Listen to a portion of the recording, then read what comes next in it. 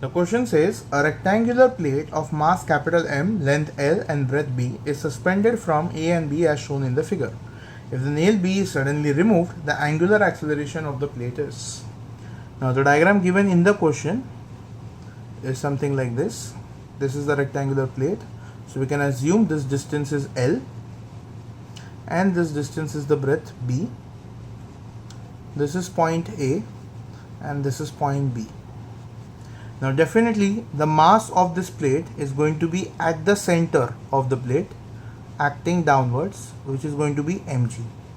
So if we remove this nail, we can say this mg is going to apply a force which is going to be at the distance L by 2 from the axis, and so this will act like a torque to make this body rotate, which means the torque, which is generally force into perpendicular distance,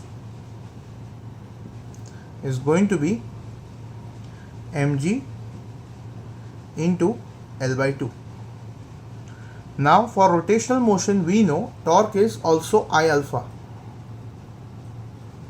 Now moment of inertia of this rectangular plate about point A, we can say it's going to be, the moment of inertia is going to be IC plus mh square. That means I'm using a parallel axis theorem into alpha.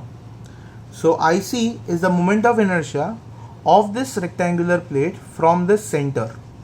So that is nothing but m L square plus B square the whole by 12, which is nothing but of a similar as a rod, plus the mh square.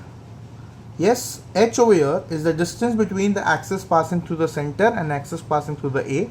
That is nothing but the half of the diagonal. Now we know very well the diagonal is going to be root of L square plus B square. So half is going to be root of L square plus B square the whole divided by 2.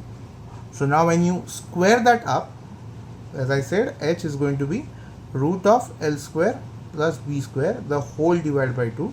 When you square this up, we get L square plus B square the whole divided by 4, and the whole thing into alpha. Now you can see the numerator is the same. So 1 by 12 plus 1 by 4 is going to be 1 by 3, which means m L square plus B square the whole divided by 3. Now that is torque. Now torque is also mgl by 2. So if we equate this to torques, we get m L square plus B square the whole divided by 3 is equal to mgl by 2. So you can cancel this m over here. Oh, I forgot the alpha over here. So basically the alpha will be 3gl upon L square plus B square the whole into 2, and that is your final answer.